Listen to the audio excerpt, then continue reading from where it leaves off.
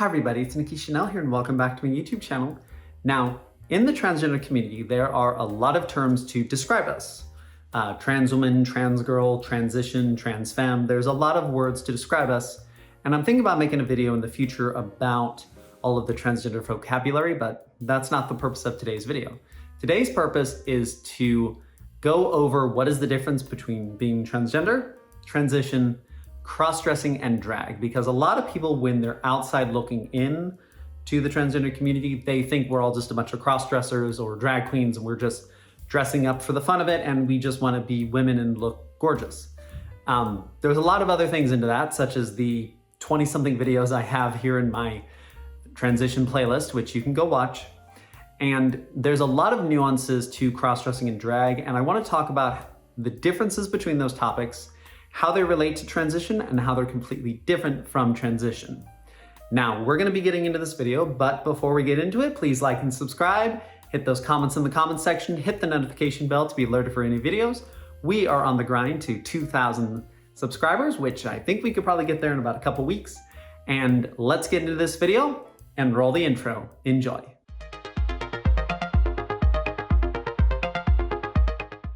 Okay, now for our first topic, let's get into what is cross-dressing. Now, cross-dressing, I'm probably gonna make a video on because it's a big, giant, wide topic that has a lot of nuances to it.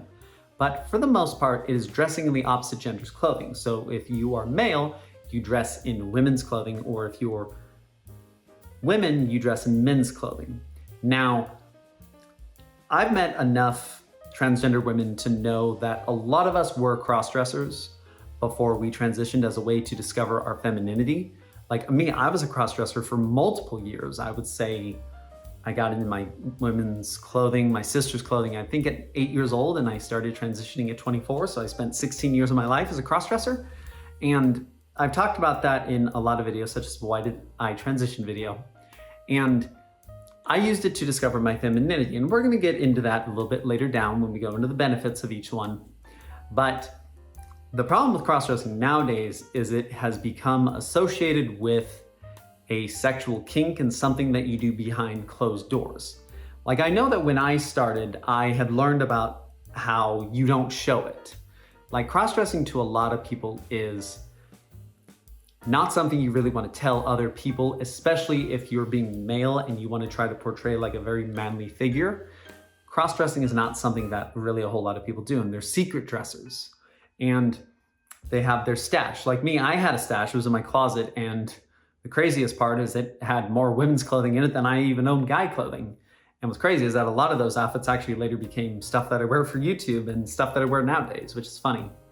But the problem is cross-dressing has become associated with autogenophilia, which is a sexual fetish people have by dressing in the opposite gender's clothing and enacting sexual desires as the opposite gender. That's what that is. And a lot of people just throw autogenophilia at us, thinking like, oh, we're all just wanting to be women and have sex as women, when there's a lot of other things that go into that. Like me, I've never had sex. I've never even been in a relationship. I don't really feel the need for my sexual desires to be met because I have other ways of meeting them besides just going out with another person.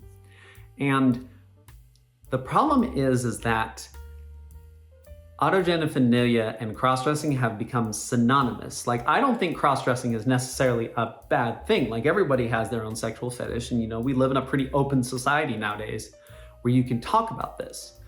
But cross-dressing has become associated with like sissies and men that just, like, for example, to some, cross-dressing is wearing a woman's panties and, doing the thing. The problem with the fetish is it's overridden what cross-dressing is. For a long time, transgenders were just cross-dressers. Like, there's transvestite. Transvestite is someone who is living as a woman, but not necessarily transitioning. Yeah, and you have the Tim Curry song, Sweet Transvestite from Rocky Horror Picture Show. That's a really old version of like what cross-dressing is, because I was basically cross-dressing about that entire show. And cross-dressing itself is not bad, but because of its association with autogenophilia and sexual fetish, it has become bad. And a lot of trans girls don't want to admit that we were cross-dressers, but I'm gonna admit I was a cross-dresser for 16 years. I had a stash, I had everything, I hid it. But then eventually it became more than that, and I wanted to live that life every single day instead of just hiding behind closed doors. Okay, now let's get into what is drag. So drag, from my own definition, is cross-dressing but done for entertainment purposes, and is typically associated with creating a character that you either perform as a drag queen or drag king. Now, what a drag queen is a female character, and drag king is a male character. Now, I have met a lot of men, naturally born women, and transgender women that kind of perform all three roles. Like, I've met men that are drag queens, I've met women that are drag queens, I've met transgender women that are drag queens, and the same for drag kings. Now, drag is typically associated with performance art, like the art of transformation, and it's typically very heavy makeup because a lot of makeup is used to kind of contour the face into a correct way.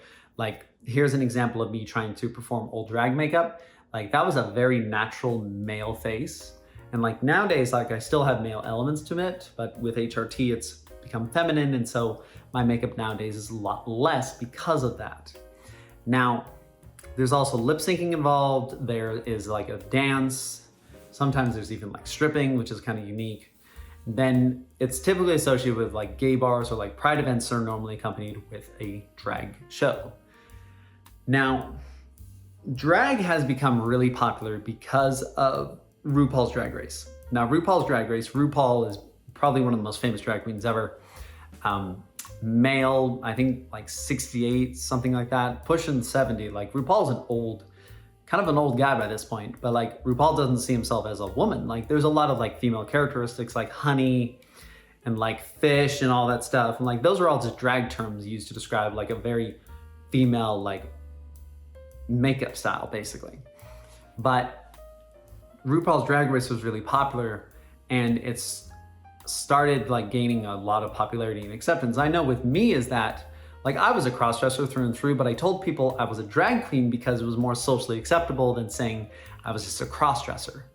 And with doing drag, I thought I was just going to be a drag queen the rest of my life. Like, that's what I thought it was going to be, because it was a way for me to still be male and still adhere to, you know, that male role, but I could subside my gender dysphoria by performing drag as my alternate ego, Nikki Chanel. But every time I was in drag, it just felt wrong. And I've talked about this in a lot of videos, so I won't go into much detail. But eventually, doing drag, and especially cross-dressing, led me into transition. And this is where I'm gonna get into, I think there's a lot of drag queens out there that do use drag as a way to deal with their gender dysphoria. It's not all the case. A lot of them are just transformation artists, makeup artists that do drag as a way just to kind of like be able to be a different person, but they're not necessarily transgender. Now, a good example of this is Adore Delano. Adore Delano is probably one of the most famous drag queens ever. Really well done makeup. I think they won like season 5 or season 6 of RuPaul's Drag Race. And they are like one of the most popular drag queens ever. But they recently have come out as transgender, and they did a wonderful reel over on Instagram. I'll link it down in the description if you want to watch it. It's really good. Where they talk about how like doing drag allowed them to deal with gender dysphoria, but because of the acceptance in the world nowadays of transgender, they're like, okay, I'm gonna transition because this feels more correct for me. And they spent a lot of years as drag queens, so it's really fascinating. You also have Carmen Carrera. Carmen Carrera is a beautiful woman, absolutely gorgeous woman. I think they were on season 1 or season 2 of RuPaul's Drag Race, and they transitioned. You have Farrah Moan, you have Sonique. There's a whole lot of other ones I can name off. But it's interesting is that drag allowed them to be feminine, but then finally, with the acceptance of being transgender, they decided to transition because just doing drag wasn't cutting it, and they wanted to be true to themselves. Now let's talk about how both of these topics relate to transition in a positive way. So I'm gonna say this, is that I believe that most transgender women were crossdressers, but not necessarily drag queens, because drag queen is its own thing. Now, what these topics allow you to do is it allows you to have short bursts of femininity, but still live as male. And it essentially allows you to kind of start learning the opposite genders kind of like role and the opposite genders like stuff. I'm just gonna lump it all together as stuff in a way that you can still be male with it. Like, I call my cross-dressing days my pre-transition transition. Like I call it the prequel to all of this stuff because I learned the makeup. I learned hair care by dealing with wigs. I learned what sizes of outfits I have. I learned what my shoe size was. I learned what my dress size was. I learned all of those things from cross-dressing because my goal was to present as a natural, beautiful woman with cross-dressing. Like it wasn't, like you can tell a cross-dresser from a transgender girl who is experiencing cross-dressing as a way to deal with their gender dysphoria. There's a lot of like differences in it, and I kind of view it as like your kind of level of commitment. Like me, when I would cross-dress, it was like a 2.5 hour thing where I would take a shower, shave my entire body. I had outfits planned, I had makeup planned. Sometimes I would go pick out new makeup. Like I would go to MAC or Sephora and go get some new makeup. I would go order some new stuff off of Amazon and had like a whole little event to it. I would buy like a bottle of wine, and it was kind of like a way for me to experience being female basically, but in like a contained environment. And eventually what started happening was I started telling people, hey, I was doing this stuff outside of work. And they're like, whoa, you're like really beautiful. And it also got to the point with me where I was like working out, I was wearing corsets to try to achieve a more feminine look. Like the sexual fetishers who are just cross-dressing for sexual gratification are not going to commit to that level where they're like completely shaving their body. They are, working out to achieve a more feminine figure. No, they're not going to do that. And with me, I felt like it was valuable to me, and I started meeting female friends because I now had something to talk to them about.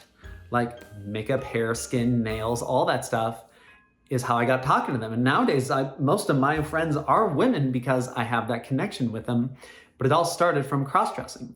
Like I've met a lot of transgender girls who had to live as male for like their entire lives, and finally when they decide to transition, they have to learn all of it like suddenly out of nowhere as soon as they're taking the pills. Like me, I already knew how to do the makeup. I already knew how to do a lot of the hair stuff. I already knew like what outfits were. I already had a whole stash of female clothing. So for me, it was a benefit to cross-dress before I transitioned because it allowed me to kind of experience what this was gonna be like. And even now, like when I do my makeup, like my entire process from like taking a shower, shaving my body, and my makeup, that event was literally created from my cross-dressing days, and I still wear a lot of the makeup that I picked out for cross-dressing. Back then, I just toned it down a lot more nowadays. Now, this is going to be a new section that I add to this video where I reached out to a couple of my transgender friends over on my Instagram, as well as a couple of local drag queens, and asked them the question, hey, what do you think is the difference between cross-dressing and drag? And 3 of them gave me a really good response, and so I decided to use these 3, and I'm going to read them directly from my laptop so you get the full one. Now, the first one is from my friend at Victoria Vixen. She is a beautiful woman, and she is absolutely amazing. I really love Tori. She's super cool. I've done a couple of things with her. So if you want to go follow her, I will link her Instagram in the description at Victoria Vixen. And she says, I see drag as an art form. I see cross-dressing as a fetish. The two are not synonymous, even though both are men dressing as women. Drag is art and is for performance. Gay men, trans women, etc. can be drag queens. So that's what she said. What is the difference between cross-dressing and drag? Now another one, and this is from a local Idaho drag queen named Transgender Gaudy. Like, it's kind of an interesting name. Like I said, I will link her Instagram in the description. She gave me a wonderful response. I consider cross-dressing different than drag, and even cross-dressing is different than transitioning. For me, anyone can cross-dress. It's just about the clothes you put on and how they make you feel.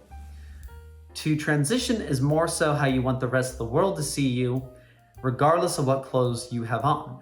Transition is more about growing who you are as a person who moves through the world in all its aspect. But drag is more about the art of transformation and performing.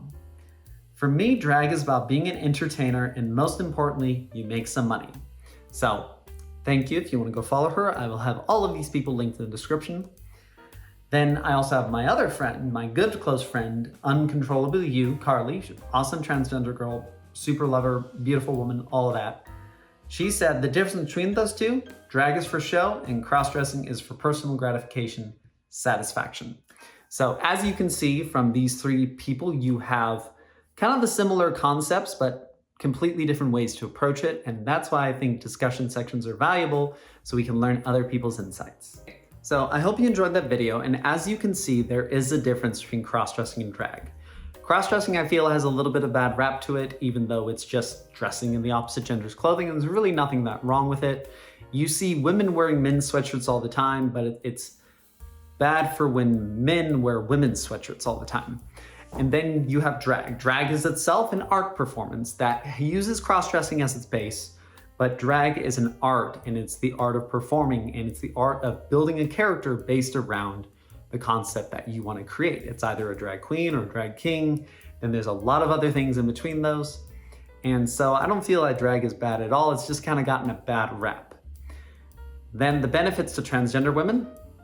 I feel that both are useful because you will get to experience what's it like being feminine in small contained spaces. So it kind of gives you like a little preview of kind of what's to come. Like, is cross-dressing and drag the same as transition? No, like living as a woman is completely different than both of those things.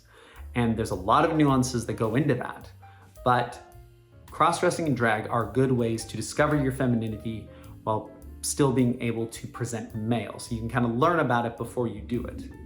Then our discussion section, thank you to all of those that I reached out to, because it was really valuable getting some different insights onto my channel. And I was hoping to do in the future, maybe some podcasts where we talk about topics like this. Now, as always, thank you for liking and subscribing to my YouTube channel. I hope you found some value in this video and you can understand what the difference is between cross-dressing and drag. Remember to subscribe, put those comments in the comment section, hit the notification bell, and we are on the grind to 2K subscribers. Thank you, everybody. This has been Nikki Chanel. Love you.